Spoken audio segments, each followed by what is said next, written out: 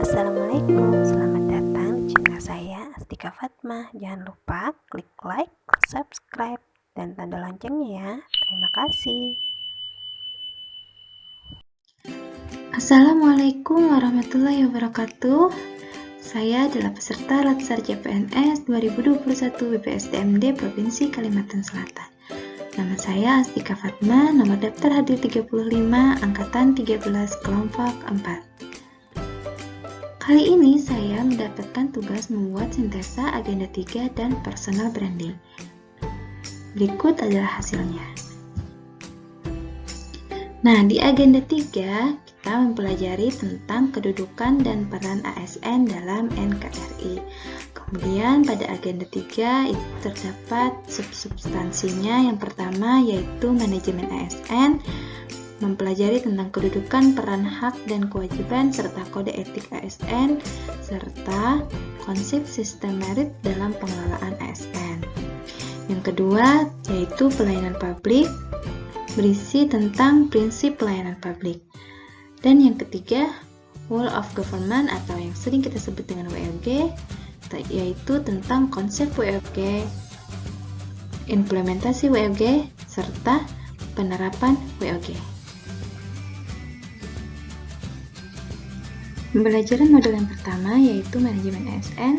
Sebagai salah satu sumber daya dalam pemerintahan, aparatur sipil negara mempunyai peran yang amat penting dalam rangka menciptakan masyarakat madani yang taat hukum, berperadaban, modern, demokratis, makmur, adil, dan bermoral tinggi dalam menyelenggarakan pelayanan kepada masyarakat secara adil dan merata, menjaga persatuan dan kesatuan bangsa dengan penuh kesetiaan kepada Pancasila dan Undang-Undang Dasar tahun 1945. Maka itu kita wajib mengetahui kedudukan, peran, hak, dan kewajiban serta kode etik ASN serta konsep sistem merit dalam pengelolaan ASN. Kedudukan, peran, hak, dan kewajiban serta kode etik ASN. Sebelumnya, mari kita ketahui siapa sih pegawai ASN itu? Pegawai ASN adalah pegawai negeri sipil dan pegawai pemerintah dengan perjanjian kerja yang diangkat oleh pejabat pembina kepegawaian dan diserahi tugas dalam suatu jabatan pemerintahan atau diserahi tugas negara lainnya dan digaji berdasarkan peraturan perundang-undangan. Pegawai ASN berkedudukan sebagai unsur aparatur negara yang menjalankan kebijakan yang ditetapkan oleh pimpinan instansi pemerintah serta harus bebas dari pengaruh dan intervensi semua golongan dan partai politik. Peran pegawai ASN yaitu sebagai perencana, pelaksana, dan pengawasan penyelenggaraan tugas umum pemerintahan dan pembangunan nasional melalui pelaksanaan kebijakan dan pelayanan publik yang profesional, bebas dari intervensi politik, serta bersih dari praktik korupsi, kolusi, dan nepotisme. Dalam Undang-Undang ASN, PNS mempunyai hak dan kewajiban sesuai tugas dan tanggung jawabnya. Dalam Undang-Undang ASN juga disebutkan bahwa profesi ASN berlandaskan pada kode etik dan kode perilaku yang bertujuan untuk menjaga martabat dan kehormatan ASN. Nah, berikut adalah hak-hak ASN. Yang pertama, ASN berhak mendapatkan gaji, tunjangan, dan fasilitas. Yang kedua, ASN berhak mendapatkan cuti. Yang ketiga, ASN berhak mendapatkan jaminan pensiun dan jaminan hari tua. Kemudian, ASN berhak mendapatkan perlindungan. Dan yang terakhir, ASN berhak mendapatkan pengembangan kompetensi. Kemudian, mari kita lanjutkan tentang konsep sistem merit dalam pengelolaan ASN. Pengelolaan sumber daya manusia harus selalu berkaitan dengan tujuan dan sasaran organisasi. Dalam konteks ini, aktivitas dalam pengelolaan SDM harus mendukung misi utama organisasi. Sistem merit adalah kebijakan dan manajemen ASN yang berdasarkan pada kualifikasi, kompetensi, dan kinerja secara adil dan wajar dengan tanpa membedakan latar belakang politik, ras, warna kulit, agama, asal-usul, jenis kelamin, status pernikahan, umur, atau kondisi kecacatan. Kemudian, mari kita mengetahui tentang pelayanan publik. Dalam Undang-Undang Nomor 25 Tahun 2009 tentang Pelayanan Publik, dijelaskan bahwa pelayanan publik adalah kegiatan atau rangkaian kegiatan dalam rangka pemenuhan kebutuhan pelayanan sesuai dengan peraturan perundang-undangan bagi setiap warga negara dan penduduk atas barang, jasa, dan atau pelayanan administratif yang disediakan oleh penyelenggara pelayanan publik. Mari kita ketahui tentang prinsip pelayanan publik.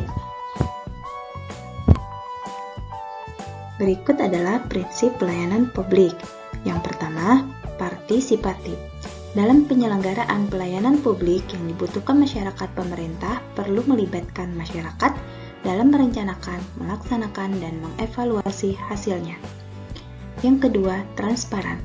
Dalam penyelenggaraan pelayanan publik, pemerintah sebagai penyelenggara pelayanan publik harus menyediakan akses bagi warga negara untuk mengetahui segala hal yang terkait dengan pelayanan publik yang diselenggarakan tersebut.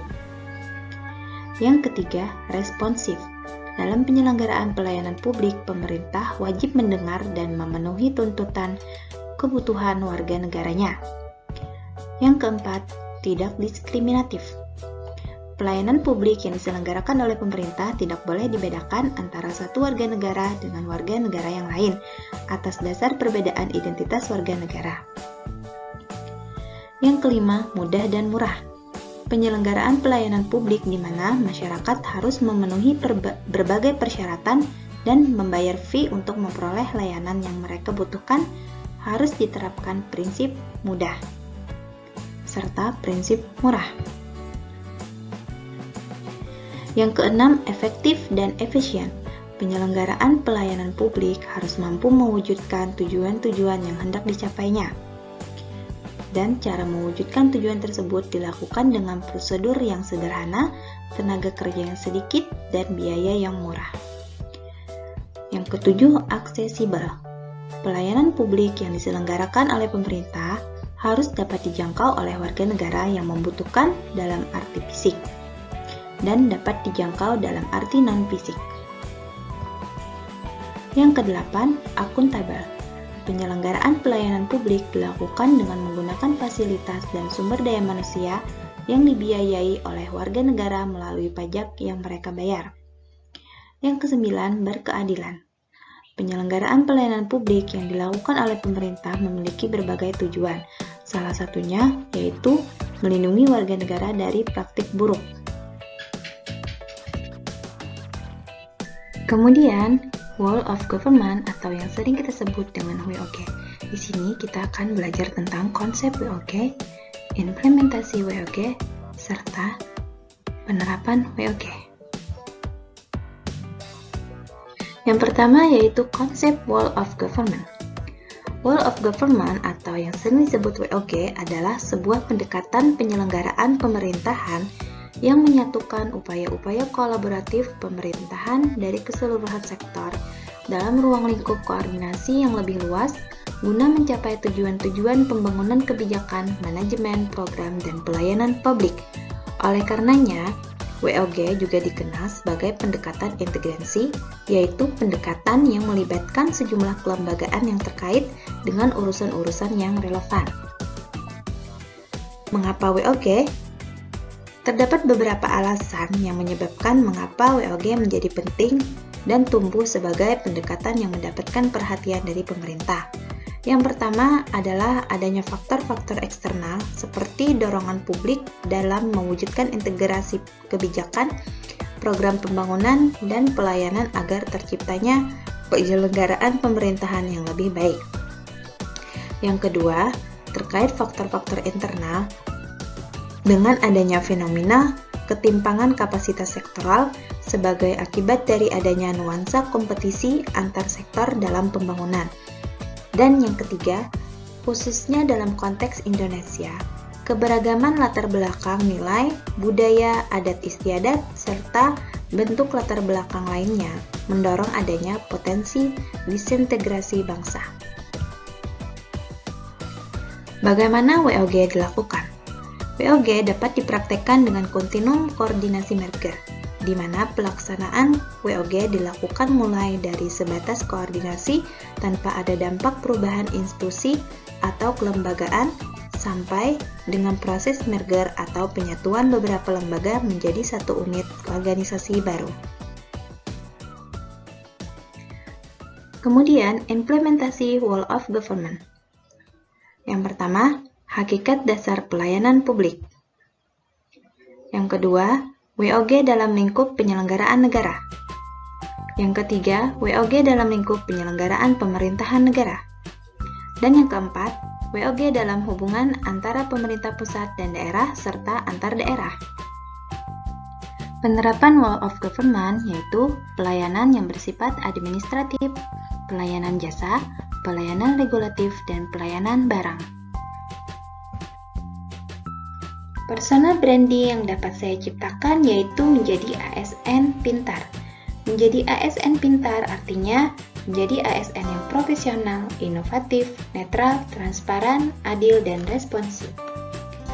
Untuk mewujudkan itu semua, maka saya harus menjalankan tugas dan fungsi ASN dengan penuh integritas, melakukan kebijakan dan pelayanan publik secara profesional, netral, dan bebas KKN, patuh terhadap kode etik agar dapat memberikan pelayanan yang prima di bidang pendidikan, mampu berkolaborasi dalam peningkatan pelayanan melalui gagasan yang inovatif dan kreatif dalam pembelajaran, dan mampu berkoordinasi dengan rekan kerja guna menciptakan pelayanan yang responsif. Demikianlah sintesa agenda 3 dan personal branding yang saya buat. Semoga bermanfaat untuk kita semua. Terima kasih.